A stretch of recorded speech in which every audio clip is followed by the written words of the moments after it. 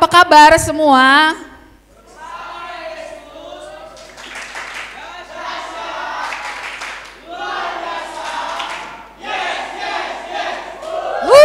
Luar biasa ya, ini anak-anak muda namanya.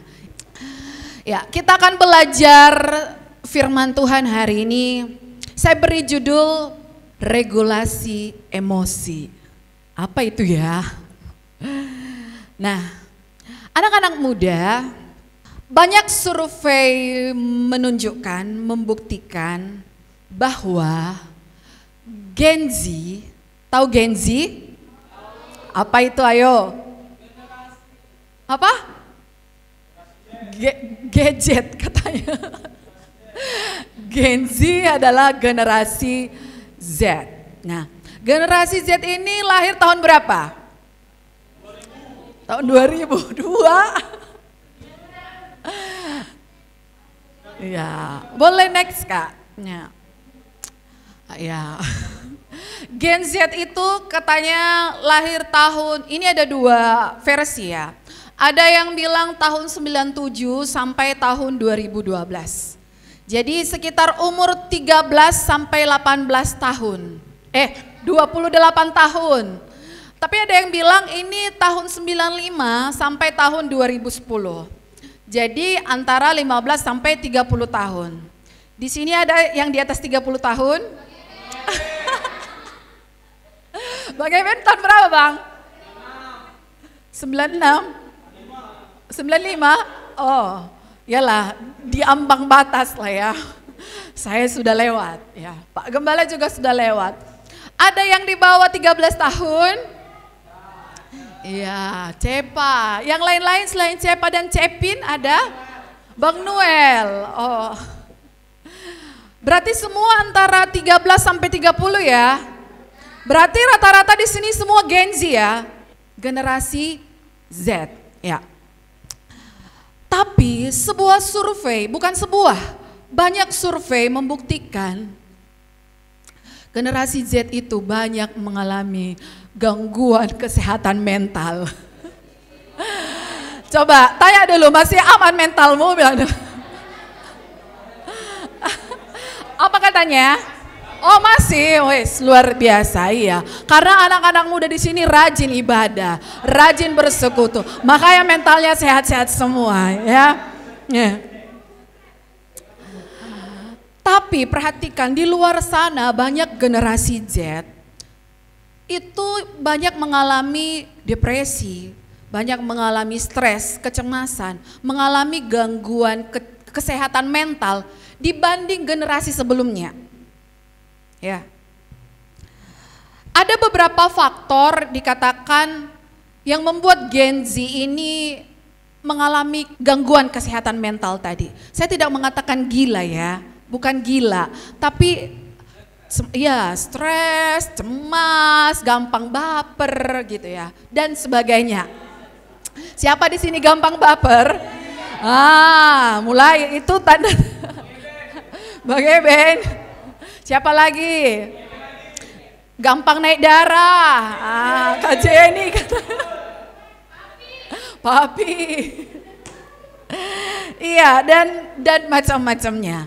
Nah, dikatakan kenapa generasi Z ini mengalami perilaku-perilaku yang seperti itu? Karena generasi Z ini hidup di era, sebenarnya karena hidup di era teknologi yang semakin maju.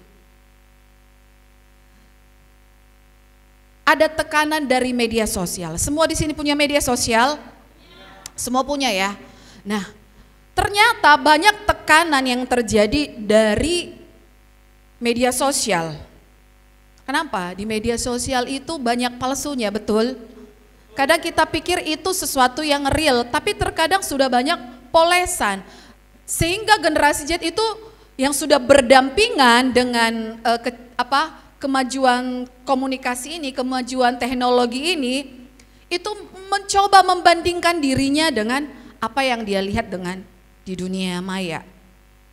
Dia melihat temannya, wow bajunya bagus, bisa jalan-jalan kemana-mana, sementara dia hanya Bajunya itu aja, contoh ya.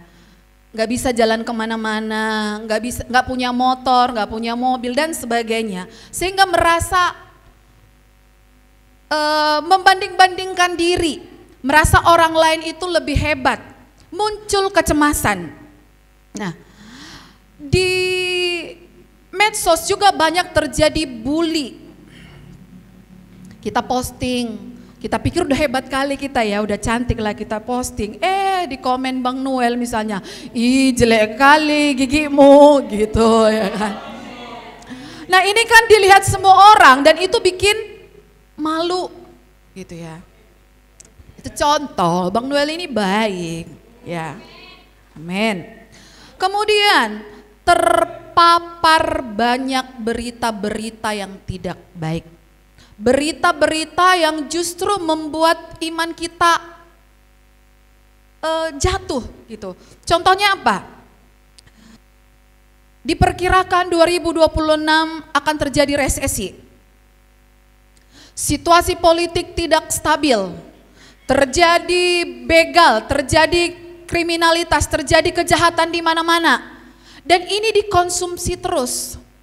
Nah, anak-anak muda, kalau zaman saya dulu masih muda, kami itu begitu terbatas untuk mengakses ini semua. Kenapa? Medianya cuma TV ya. Ada yang kenal TV? Masih kenal lah ya. Televisi ya, pakai parabola, pakai antena ya. Nah, itu pun berita disiarkan cuma di jam-jam tertentu. Hanya jam 7, kalau saya tidak salah ya, jam 7 malam, jam 12 siang, terus jam 7 lagi, terus ada jam 9, kalau saya tidak salah ya. Tapi sekarang masih dalam tahap perkembangan, jadi masih kurang matang ya. Masih dalam tahap perkembangan, tetapi harus terpapar dengan semua berita-berita yang tidak baik. Terlalu banyak mengkonsumsi berita-berita yang tidak baik.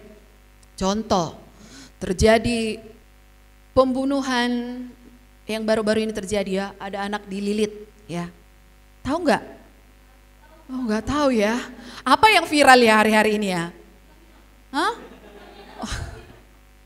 Iya. Yang agak apalah, yang agak mengganggu jiwa anak-anak muda. Ada nggak ya yang viral? Oh, nggak terganggu nggak kalian Pertamina, Pertalite, Pertamax itu? Enggak ya, karena nggak ada motornya ya kan. Apa kira-kira berita yang kayak bikin terganggu gitu loh?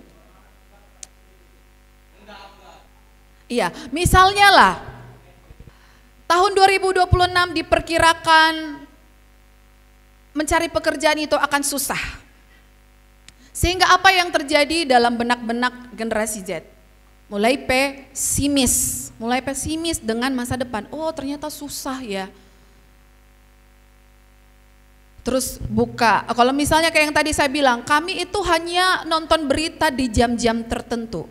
Tapi misalnya ada satu berita viral, misalnya berita pembunuhan lah.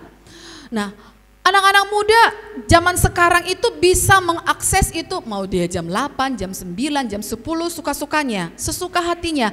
Bahkan dia bisa mencari dari berbagai sumber. Udah ditontonnya misalnya dari iNews gitu ya, ini contoh gitu.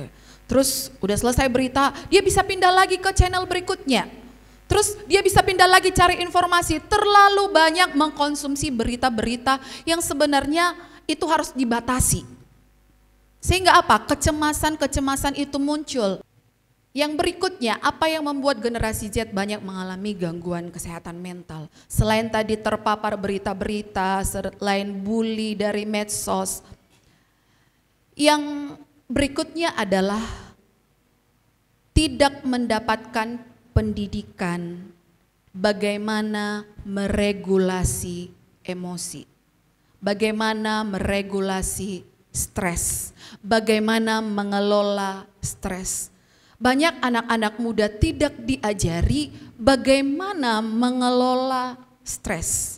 Bagaimana mengelola amarah, bagaimana mengelola kesedihan, bagaimana mengelola kekecewaan, bagaimana mengelola putus asa dan sebagainya. Tidak tahu caranya. Sehingga ketika dia mengkonsumsi banyak hal dari media sosial, dari dunia maya, dari internet, kemudian dia menghadapi dunia nyata, misalnya tiba-tiba kayak yang saya bilang tadi, si Noel ngejek-ngejek dia langsung cepat baper. Kenapa?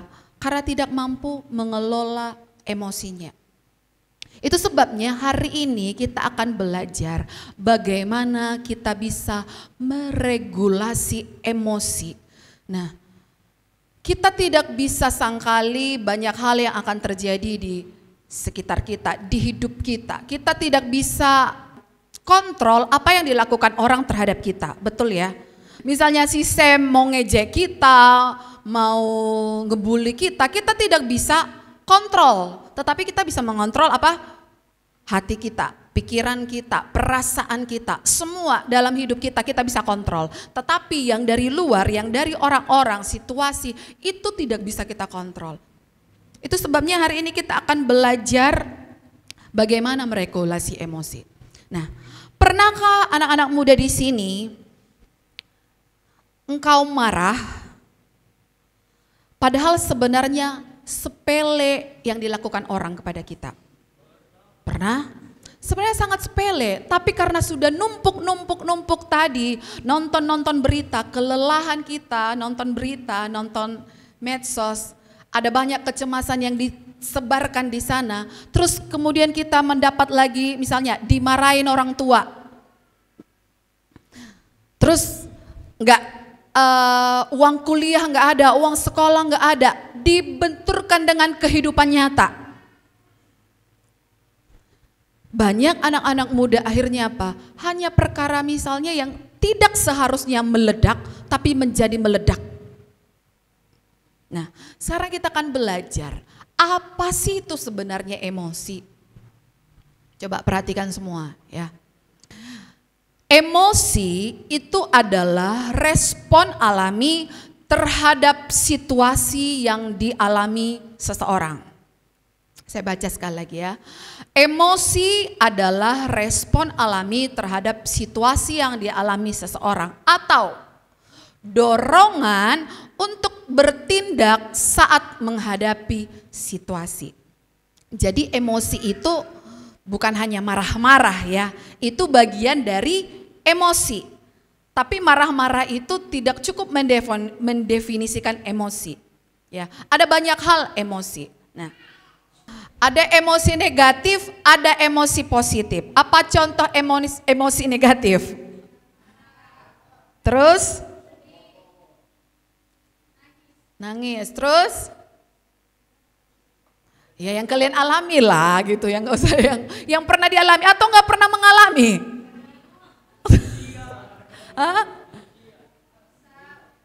Ya terus? Iya, kecewa, putus asa, itu ya, sedih, marah, itu semua adalah emosi-emosi negatif. Nah, kalau contoh emosi positif, senang. Apa contoh emosi positif? Lagi,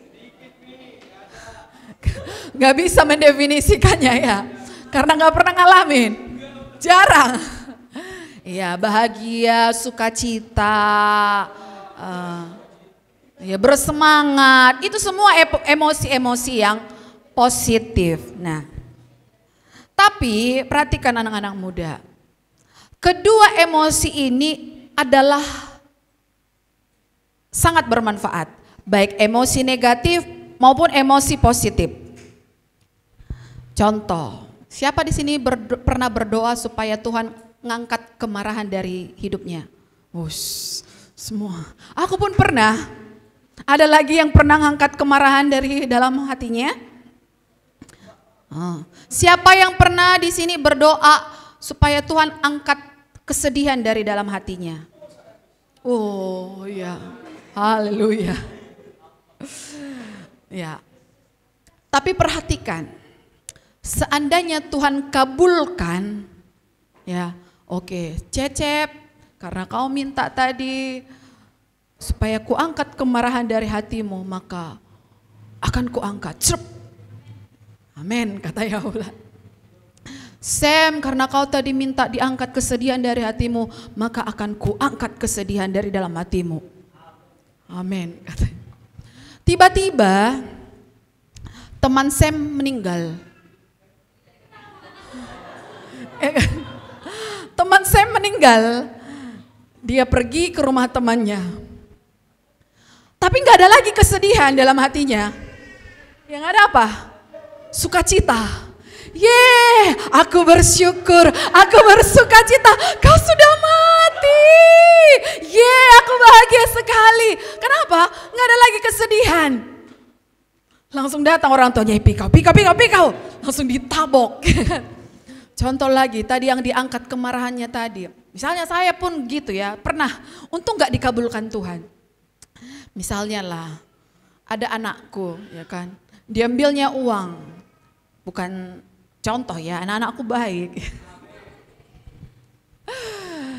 Diambilnya uang berulang-ulang gitu ya. Terus kemarahan udah gak ada lagi. Udah dicabut Tuhan semua kemarahan dari dalam hatiku. Terus dikasih tahu papi, dikasih tahu Kak Jenny. Ini mencuri uang, udah 5 kali dia mencuri. Terus karena sudah tidak ada lagi kemarahan, apa yang saya katakan? Wih, aduh, aku bersuka cita, aku bersyukur. Sebenarnya aku mau marah, tapi dalam hatiku tidak ada lagi kemarahan. Aduh anakku, aku berbahagia. Akhirnya kau mencuri dan mencuri lagi.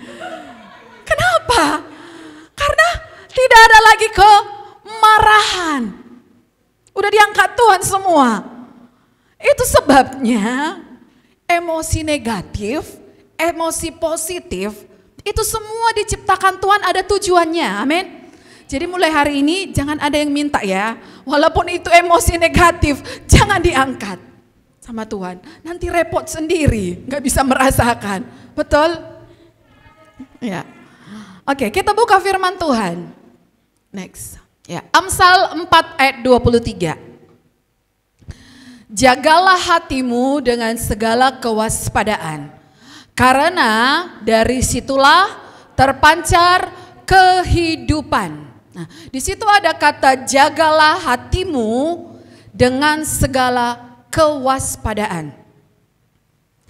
Menjaga artinya itu mengawasi, memelihara. Jagalah, peliharalah, awasilah hatimu dengan segala kewaspadaan. Karena dari situlah terpancar kehidupan. Dari mana katanya? Dari hati. Itu sebabnya harus dijaga, harus diawasi, harus dipelihara. Hatinya tetap baik. Sebab dari situlah terpancar kehidupan. Jadi perhatikan anak-anak muda. Perilaku kita, perkataan kita, karakter kita, sikap kita, cara kita mengambil keputusan, hal yang kita lakukan sehari-hari, itu semua bersumber terpancar dari hati. Kita marah itu karena asalnya dari hati. Kita senang itu asalnya dari hati. Kita kecewa itu asalnya dari hati. Oleh sebab itu, jika kita ingin memiliki perilaku yang baik, sikap yang baik, maka kita harus mengelola dan mengawasi hati kita. Amin. Emosi-emosi itu semua tadi bisa datang dan pergi, ya. Itu sebabnya kita harus awasi hati kita. Next. Iya. Aduh, kecil sekali ya. Nah, ini sering dipakai para psikolog, para konselor ya. Bahwa perilaku kita itu ditentukan hampir 90% itu dari yang tidak kelihatan. Ini ya, gunung es di laut. Ini sering sekali dipakai ya. Hampir 90% perilaku kita, tindakan kita, perkataan kita itu dipengaruhi oleh apa yang tidak kelihatan, yang berada yang di bawah permukaan.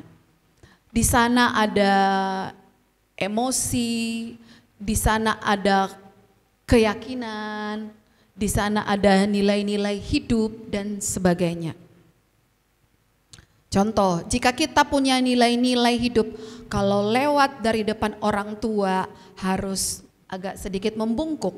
Itu kan nilai-nilai yang kita pegang ya. Maka kita bertindak pun akan seperti itu, betul? Maka, udah ada siapa orang tua di sini? Ya, lewat dari depan Bang Ebang agak nunduk lah sedikit. Tapi belum orang tua lah dia. Misalnya Bapak Gembala, karena kita sudah pegang teguh nilai-nilai itu, maka ketika kita bertindak lewat dari depan orang tua kita akan membungkuk. Perilaku kita ditentukan oleh apa? Nilai-nilai hidup kita. Tetapi juga ditentukan oleh emosi kita dan sebagainya, ada banyak itu ya.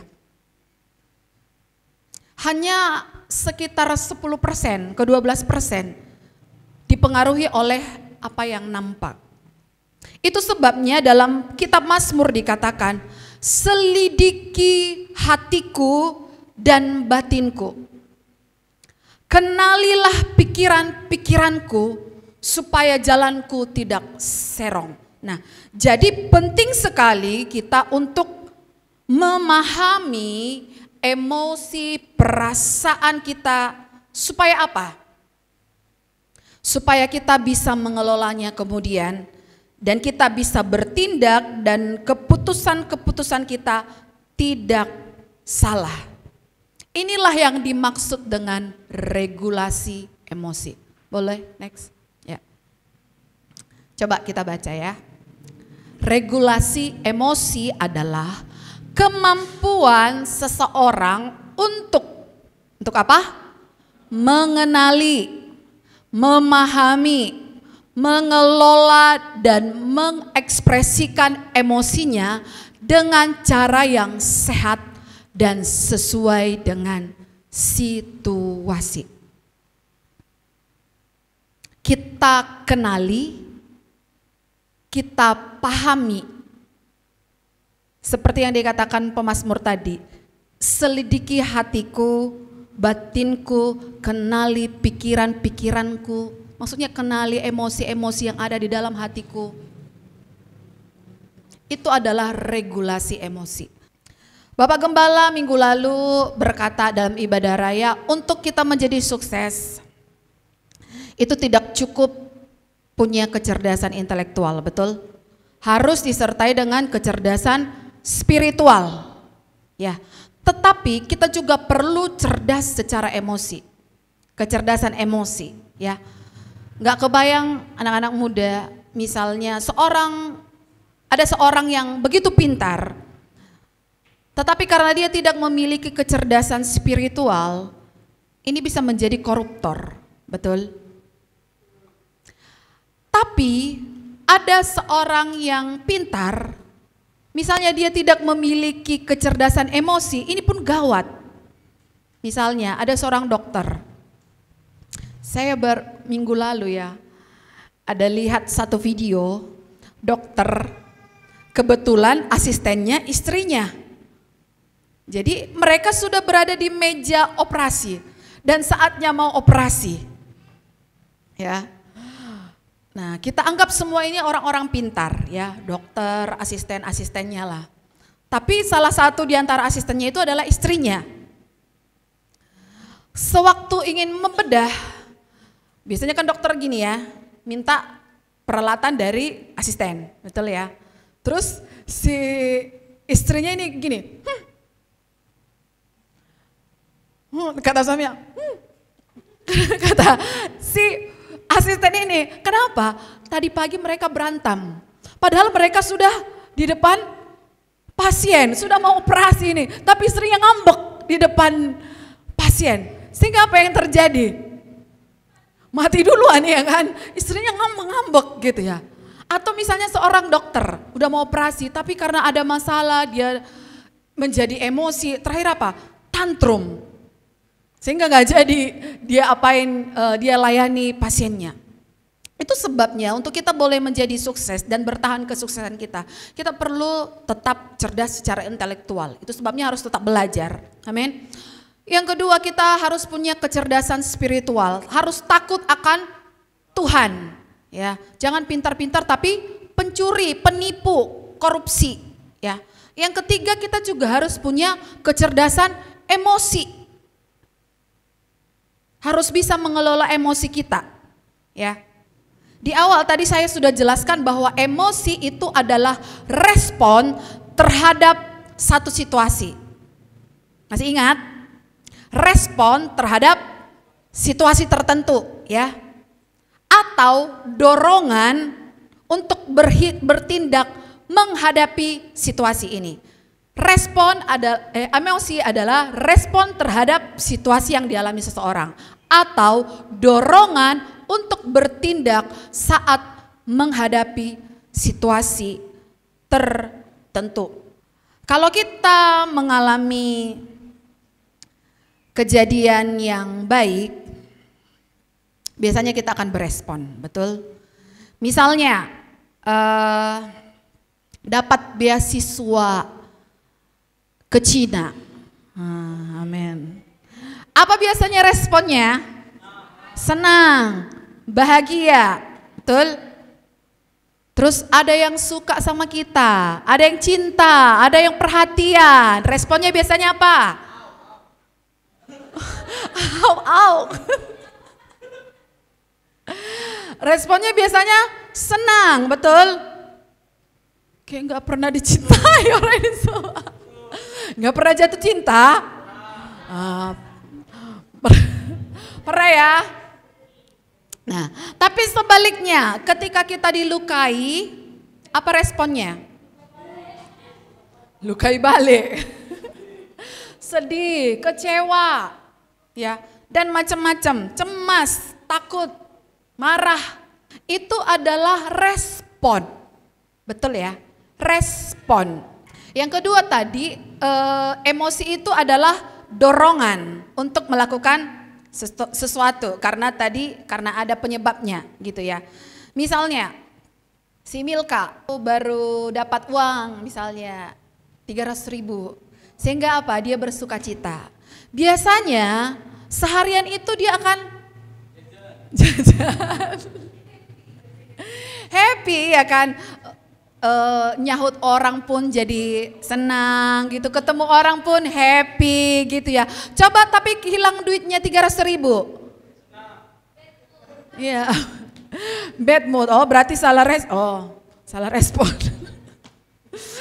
Bisa kehilangan sukacita dan itu bisa mempengaruhi perilakunya juga, betul? Bisa jadi malas-malasan, jadi sedih, jadi mengurung diri, jadi menyalahkan dan banyak hal. Nah, tapi kedua itu merupakan emosi negatif maupun emosi positif itu adalah indikator. Jadi kalau kita marah, itu adalah indikator dari kita mungkin disakiti, betul? Ketika kita sedih, itu adalah indikator mungkin kita kehilangan sesuatu. Ketika kita putus asa, itu adalah indikator mungkin yang kita harapkan tidak tercapai. Ketika kita merasa bersalah, itu adalah indikator mungkin kita melakukan satu kesalahan. Tetapi itu semua sebenarnya baik. Amin. Semua itu baik diciptakan oleh Tuhan. Tapi dalam kadar tertentu. Kita akan membahas di sini ada beberapa ya. Next, yang saya mau agak tekankan. Karena ini yang sering terjadi dalam hidup kita. Masih ada lagi ya emosi-emosi negatif. Tapi inilah yang sering terjadi di dalam hidup kita. Yang pertama itu adalah marah. Siapa di sini nggak pernah marah?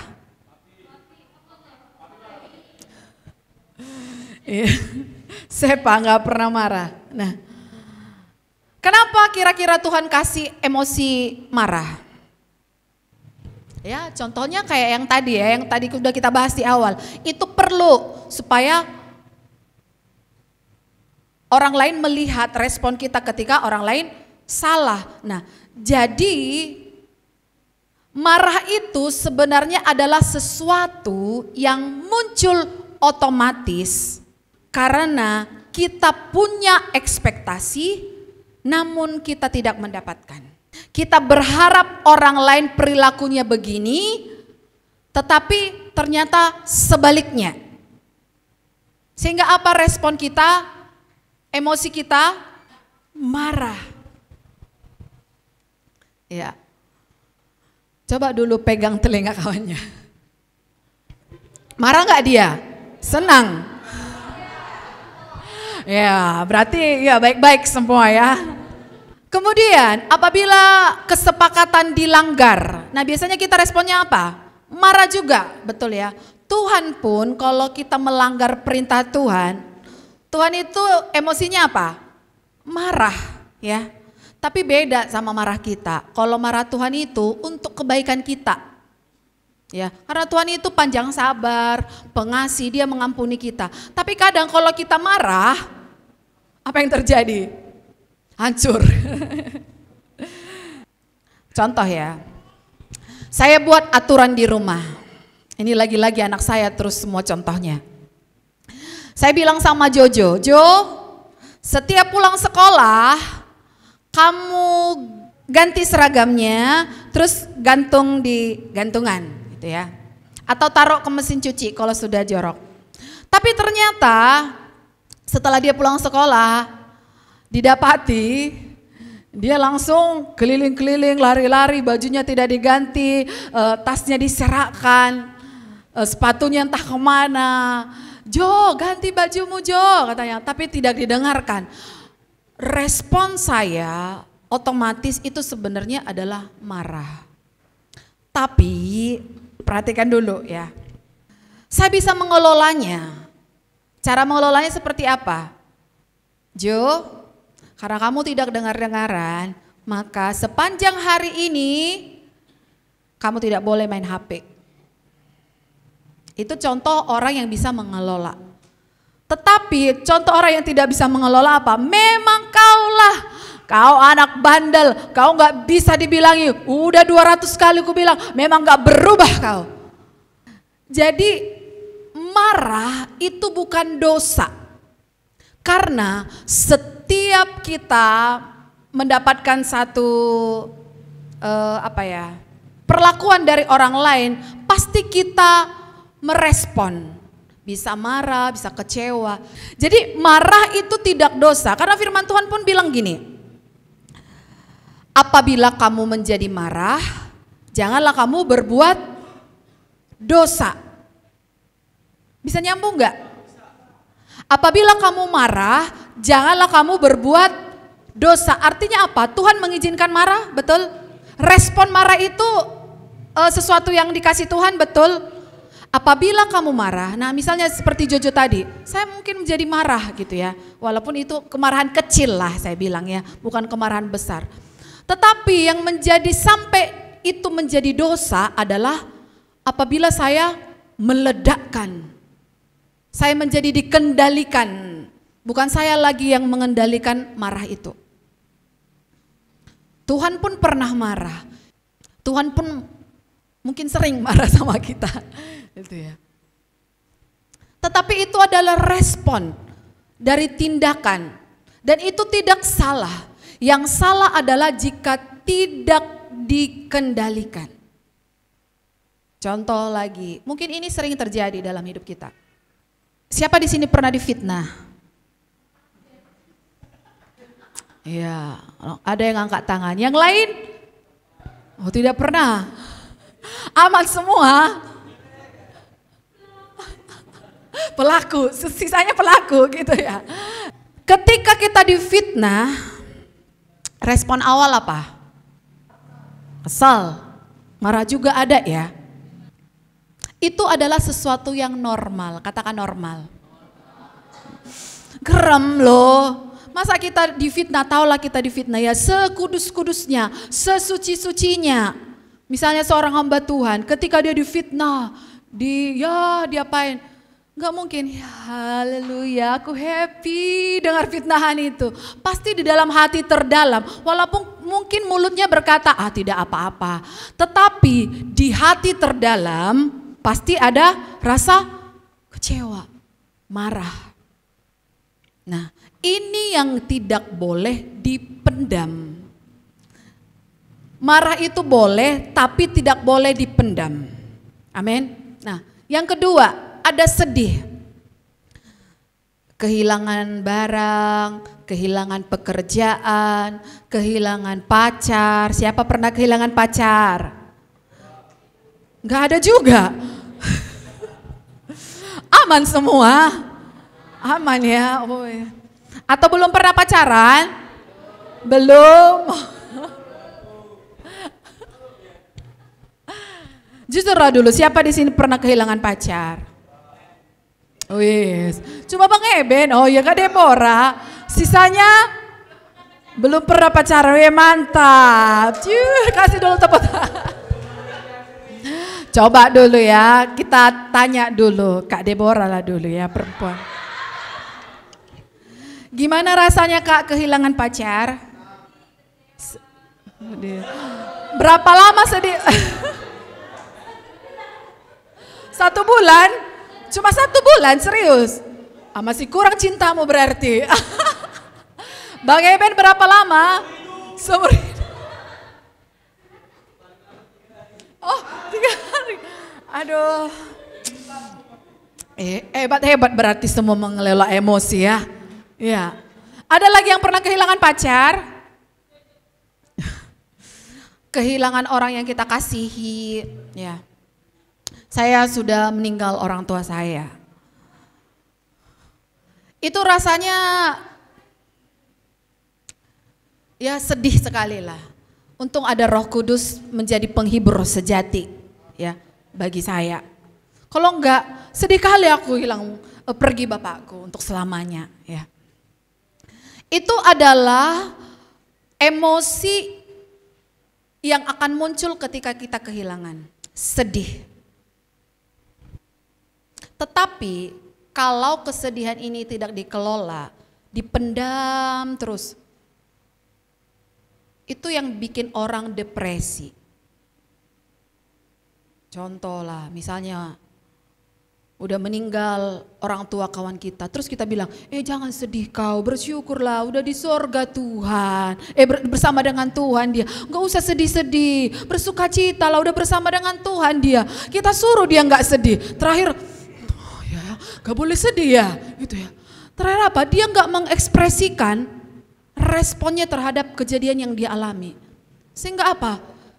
Terpendam terus di sini. Tetapi kalau ada kawan kita misalnya yang berduka, kita bilang wajar bersedih. Tetapi yang tidak boleh adalah larut di dalam kesedihan. Ya, masa kita meninggal? Udahlah jangan sedih kau, udahlah nanti ketemunya kita di surga.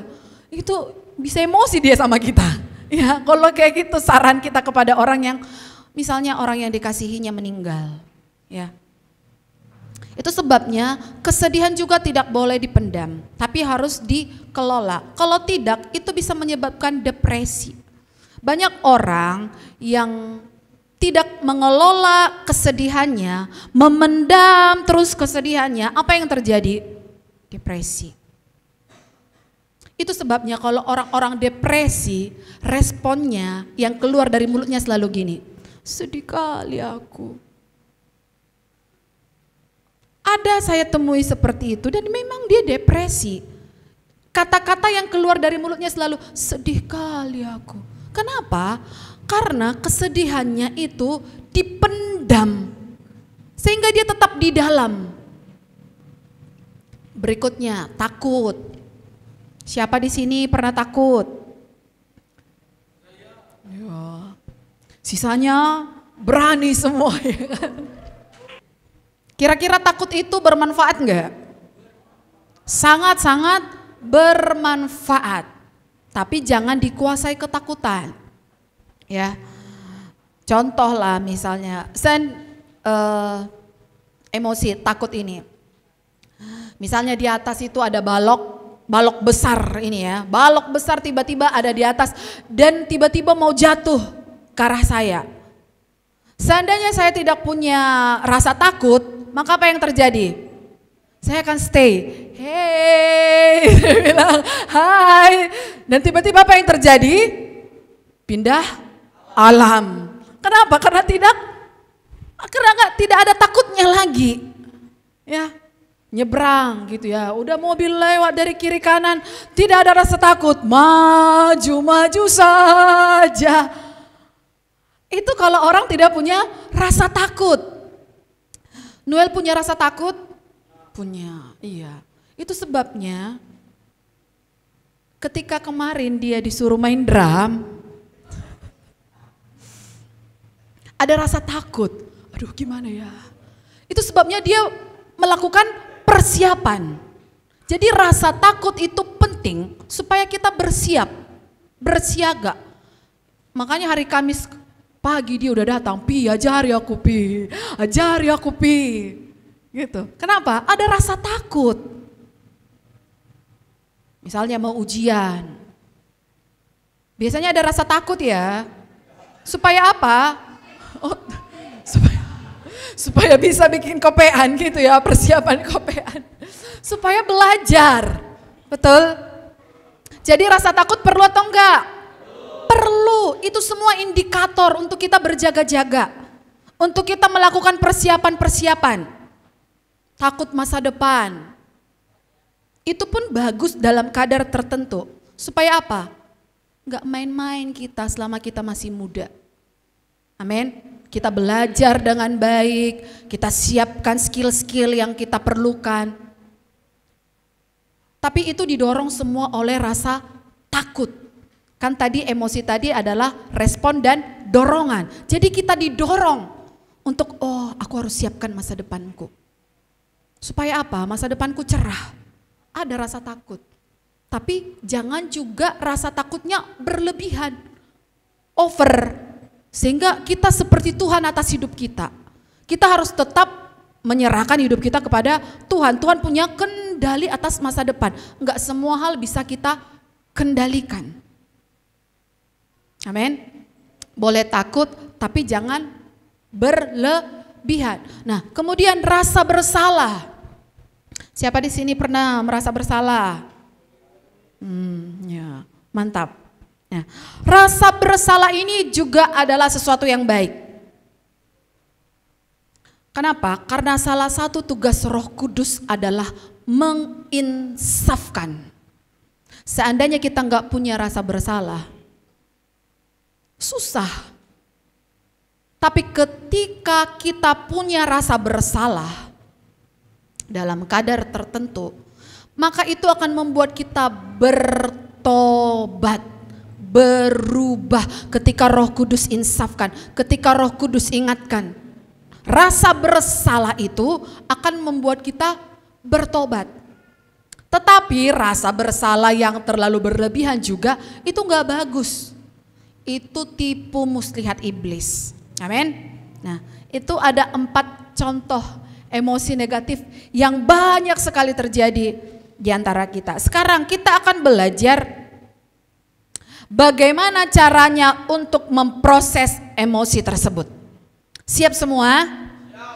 Ini yang paling penting. Tindakan-tindakan dari orang lain bisa datang, tapi ini yang paling penting. Kita harus merespon. Nah, tapi saya akan mulai next dengan cara yang tidak sehat dulu. 4 cara tidak sehat mengelola emosi. Yang pertama, memendam. Nah, tadi kita sudah bahas sedikit banyak ya.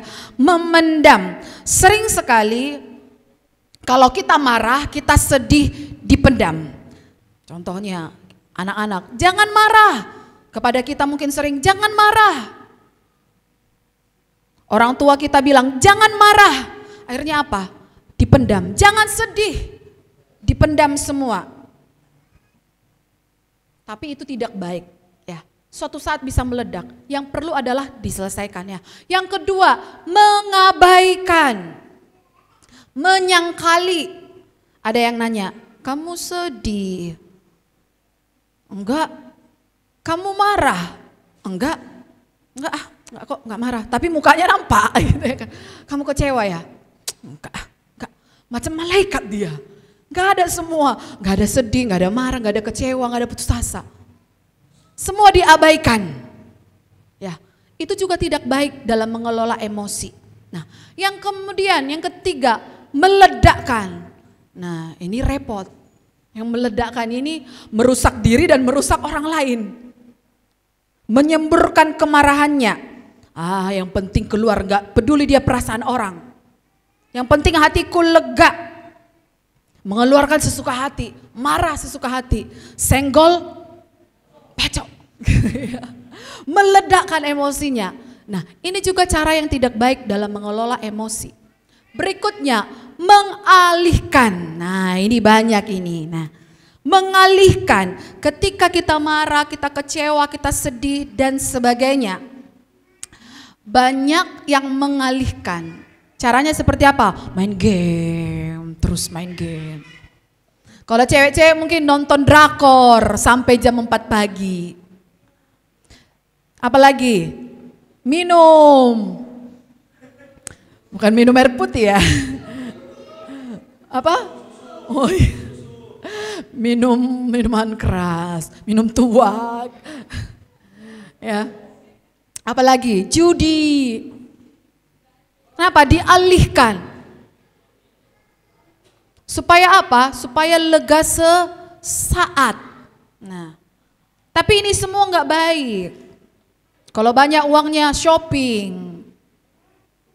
Keempat cara tadi adalah cara yang tidak baik dalam mengelola emosi. Memendam, mengabaikan, meledak, mengalihkan.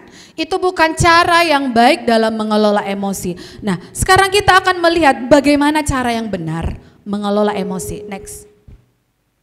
Ya. Yang pertama adalah merasakan. Kita jarang diajarkan merasakan. Ada banyak orang justru mati rasa. Karena apa? Ketika dia marah, disuruh jangan marah. Ketika dia sedih, disuruh jangan sedih. Ketika dia kecewa, disuruh jangan kecewa. Ketika dia putus asa, disuruh jangan putus asa. Banyak istri mati rasa kepada suaminya. Dan sebaliknya, suami mati rasa kepada istrinya. Kurang relate ya sama kalian. Karena belum ngalamin gitu ya. Tapi banyak istri-istri yang kami layani itu mati rasa sama suaminya. Karena kalau dia marah, oh Bapak Pendeta bilang gak boleh aku marah, gak boleh aku kecewa. Terakhir, ku hempaskan kesedihanku, ku hempaskan kemarahanku. Mungkin kira-kira begitulah ya. Jadi waktu kita mulai terganggu karena perlakuan seseorang, gak apa-apa kita rasakan emosi yang timbul karena perlakuan orang tersebut atau karena situasi. Nah, yang kedua, memberi label. Apa yang dimaksud dengan memberi label? Maksudnya di sini kita cek. Ini marahkah? Ini kecewakah? Ini sedihkah? Ini khawatirkah? Jangan salah nama. Kita lagi khawatir, kita buat saya lagi sedih. Jadi kita perlu labeli dulu. Aku ini marah ya? Atau aku lagi khawatir? Saya pernah di sini berdoa ya. Saya sebenarnya lagi berdoa. Tapi tiba-tiba ada kayak perasaan yang negatif di dalam perasaan saya, dalam hati saya. Saya mau mencoba menganalisisnya. Ini apa ya kira-kira? Yang kecewanya aku, yang sedihnya aku. Tapi ternyata khawatir. Setelah saya makin rasakan, oh khawatir. Jadi kita perlu memberi label, mengenali kita khawatirkah, sedihkah, dan sebagainya. Yang ketiga, mengakui. Apa? Mengakui. Artinya apa? Kita tidak menyangkali kita sedang marah. Kita tidak menyangkali kita sedang kecewa. Banyak ternyata orang Kristen itu tidak jujur dengan dirinya sendiri. Berbohong kepada dirinya sendiri. Semakin kita menutupi, semakin kita tidak jujur, semakin kita menyembunyikan, menutupi, itu akan semakin membuat kita sakit. Lihat spanduk kita, apa?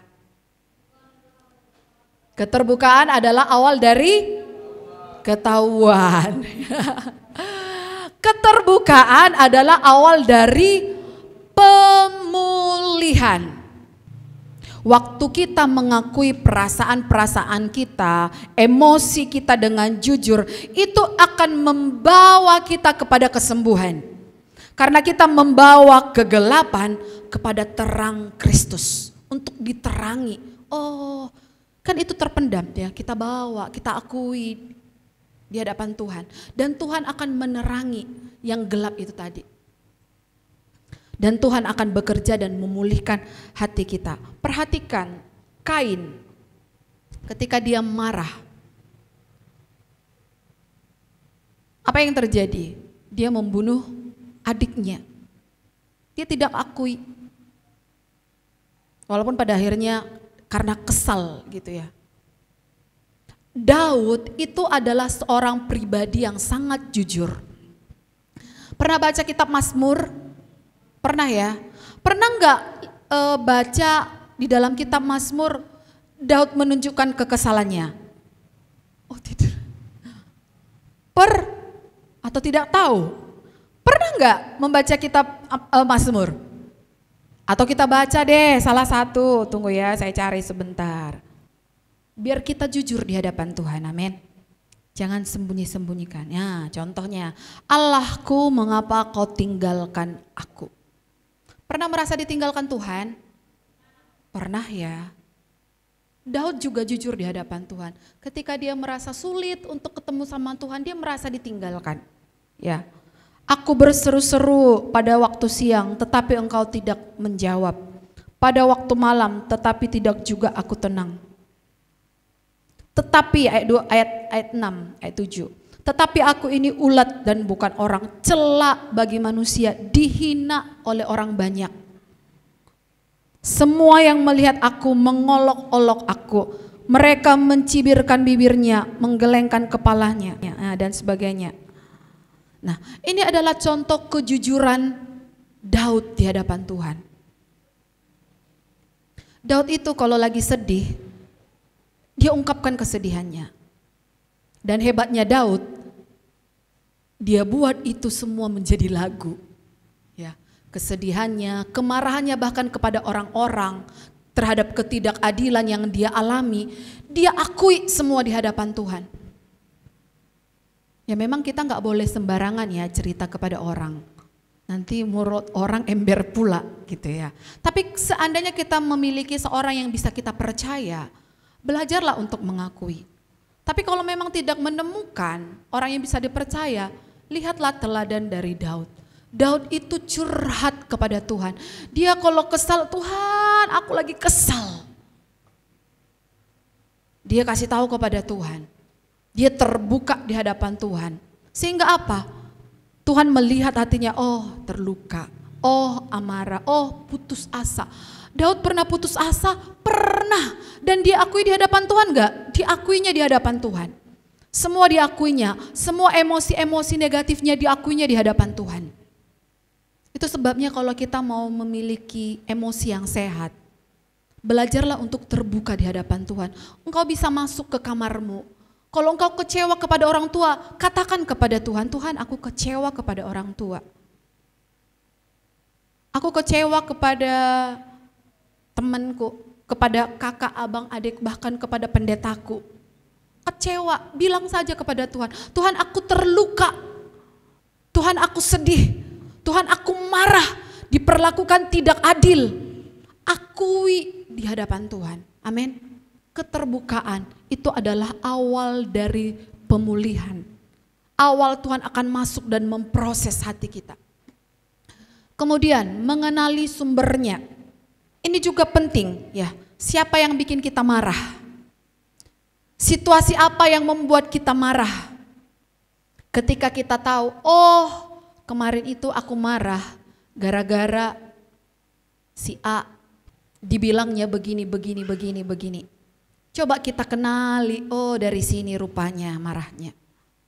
Dan ketika kita mengenali sumbernya, ini yang penting, perhatikan.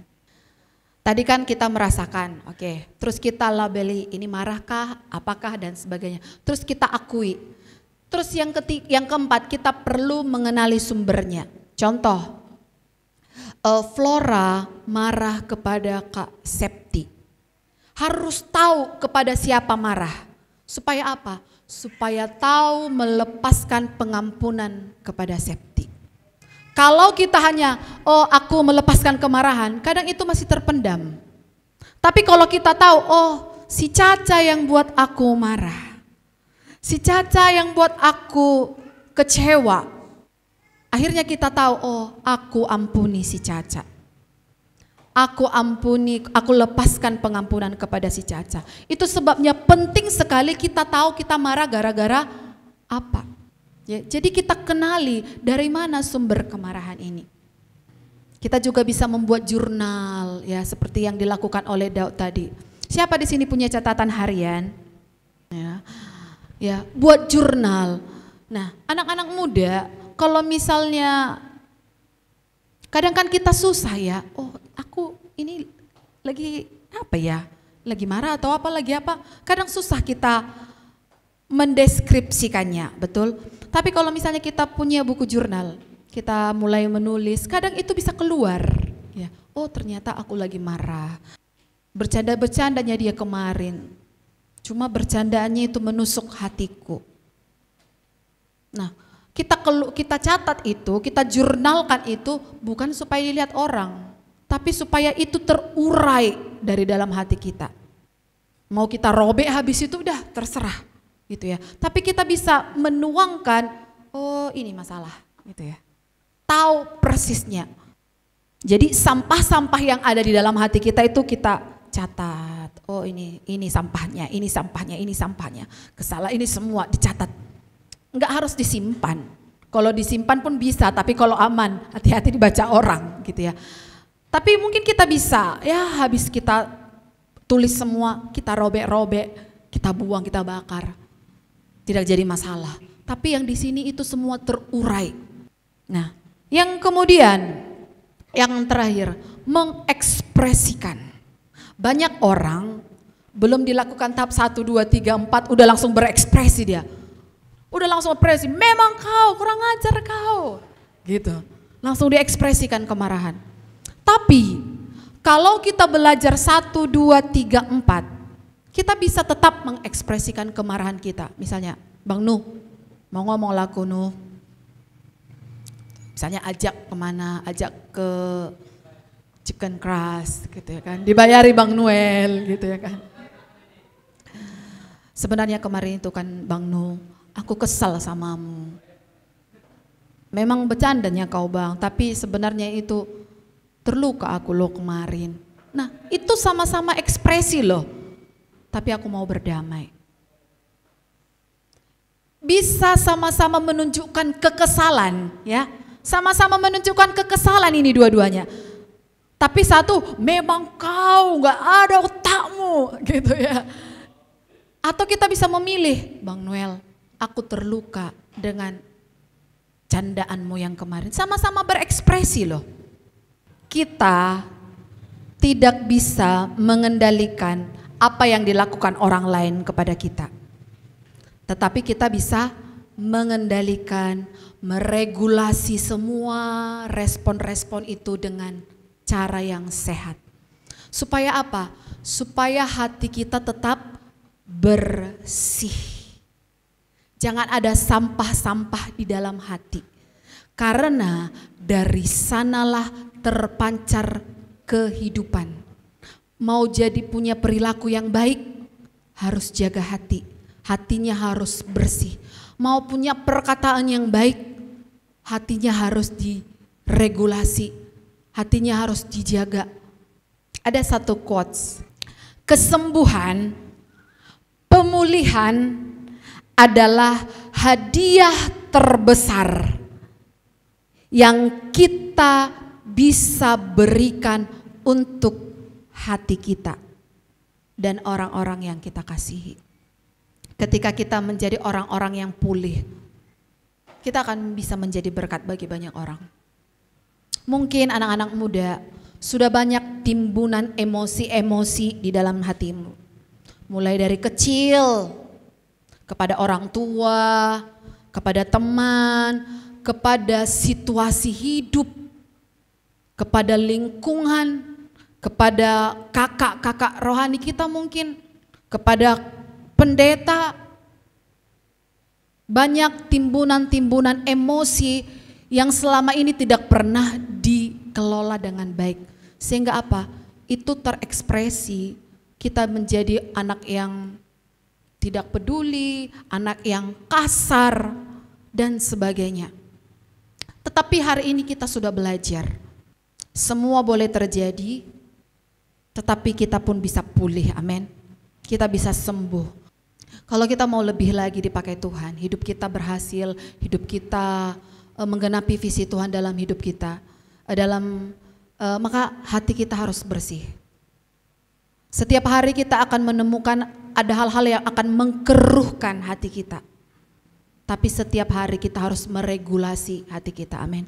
Kalau hari ini, mungkin tadi siang, tadi pagi, engkau mendapati ada yang mengacaukan hatimu, malam ini ambil waktu untuk regulasi itu semua. Ibarat pencernaan kita, setiap hari ke kamar mandi ya, atau sekali 2 hari gitu ya, kita akan membuang yang harus dibuang, betul ya. Kita mungkin memakan makanan-makanan yang bergizi, tetapi selalu ada ampas enggak? Selalu ada sampah enggak? Nah, itu harus dikeluarkan. Kalau tidak dikeluarkan apa yang terjadi? Kanker usus, banyak penyakit dan sebagainya. Sama halnya dengan hidup kita. Banyak hal yang terjadi dalam hidup kita, akan ada emosi-emosi yang muncul di dalam hati kita. Tetapi kalau kita bisa meregulasinya, maka itu tidak akan mempengaruhi kehidupan kita, amin. Apa yang Tuhan rencanakan di dalam hidup kita, Tuhan pasti akan kerjakan. Tuhan akan pasti genapi di dalam hidup kita. Amin. Saya jemput semua untuk bangkit berdiri. Saya undang pemain musik.